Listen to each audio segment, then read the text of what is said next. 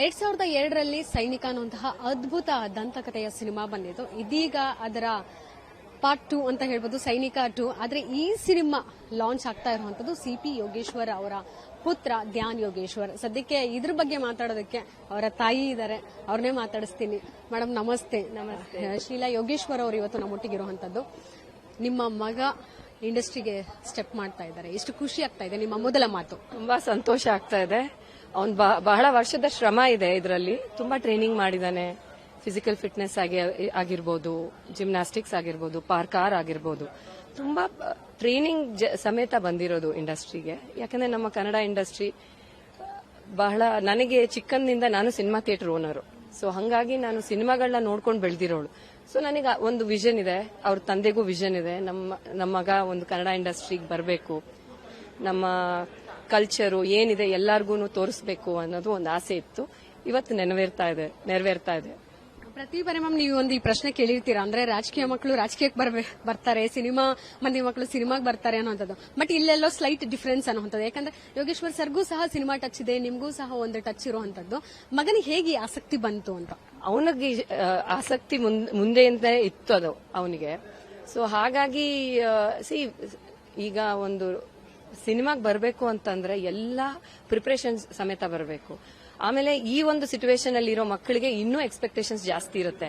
ಕಲೆ ಅನ್ನೋದು ತುಂಬಾ ತುಂಬಾ ಇವಾಗ ಎಕ್ಸ್ಪೆಕ್ಟೇಷನ್ಸ್ ಜಾಸ್ತಿ ಇರುತ್ತೆ ಈ ತರ ಒಂದು ಸಿಚುವೇಶನ್ ಇಂದ ಬರೋ ಮಕ್ಕಳಿಗೆ. ಸೊ ಹಾಗಾಗಿ ಬಹಳಷ್ಟು ಶ್ರಮ ಪಟ್ಟು ಎಲ್ಲಾನು ಕಲೆಯಲ್ಲಿ ಒಂದು ಪ್ರಾಮಾಣಿಕತೆಯಿಂದ, ಒಂದು ಶ್ರದ್ಧೆಯಿಂದ ಎಲ್ಲ ಮಾಡ್ಕೊಂಡೇ ಬರ್ತಾ ಇದ್ದಾನೆ.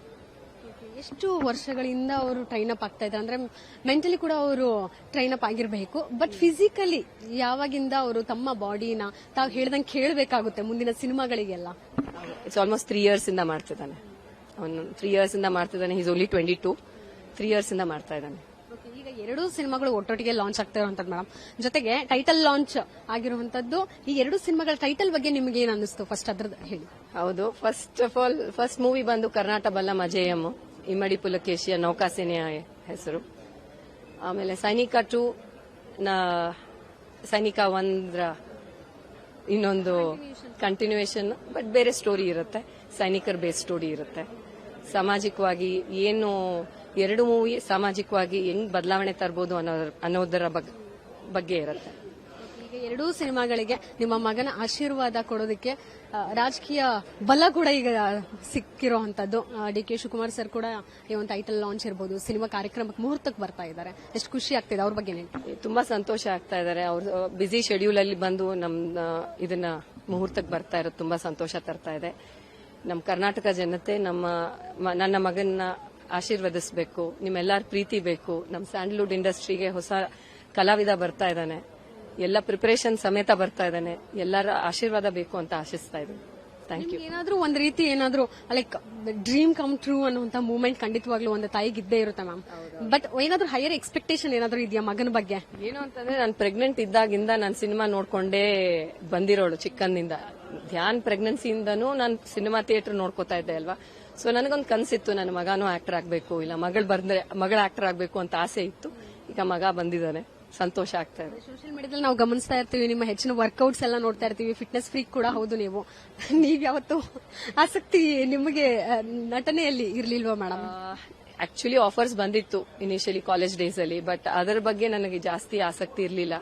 ಸೊ ನಾನು ವುಮೆನ್ ಎಂಪವರ್ಮೆಂಟ್ ಬಗ್ಗೆ ಆಸಕ್ತಿ ಇತ್ತು. ಸೊ ಗಾರ್ಮೆಂಟ್ ಇಂಡಸ್ಟ್ರಿ ಎಲ್ಲ ನಡೆಸ್ತಾ ಇದ್ದೆ ನಾನು. ಈಗಲೂ ನಮ್ಮ ಗಾರ್ಮೆಂಟ್ ಇಂಡಸ್ಟ್ರಿಯಲ್ಲಿ ಒಂದು 3,000 ಜನ ಹೆಣ್ಮಕ್ಳಿದ್ದಾರೆ.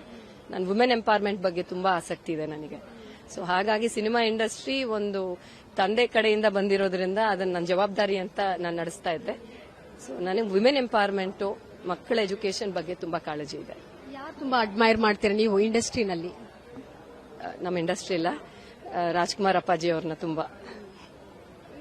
ಮಗ ಯಾರನ್ನು ತುಂಬಾ ಇಷ್ಟಪಡ್ತಾರೆ ಅಂತ ನಿಮ್ಮ ಪ್ರಕಾರ? ಕಲಾವಿದ ಆಗಿ ಎಲ್ಲಾ ಕಲಾವಿದರ ಹತ್ರ ಒಂದೊಂದು ಕಲೆ ಇರುತ್ತೆ. ಸೊ ಎಲ್ಲಾರನ್ನೂ ಅವ್ರು ಗೌರವಿಸ್ತಾನೆ, ಎಲ್ಲಾರನ್ನೂ ಒಂದು ಇನ್ಸ್ಪಿರೇಷನ್ ಅಂತ ತಗೊಂಡು ಅವ್ನು ಮಾಡ್ತಾ ಇದ್ದಾನೆ. Thank you. ಇದಿಷ್ಟು ಶೀಲಾ ಯೋಗೇಶ್ವರ್ ಅವರ ಮಾತಾಗಿತ್ತು. ಕ್ಯಾಮ್ರಾ ಪರ್ಸನ್ ವಿನಯ್ ಜೊತೆಗೆ ಕೀರ್ತಿ ಪಾಟೀಲ್, ಕ್ಯಾಂಚಿ ನ್ಯೂಸ್, ಬೆಂಗಳೂರು.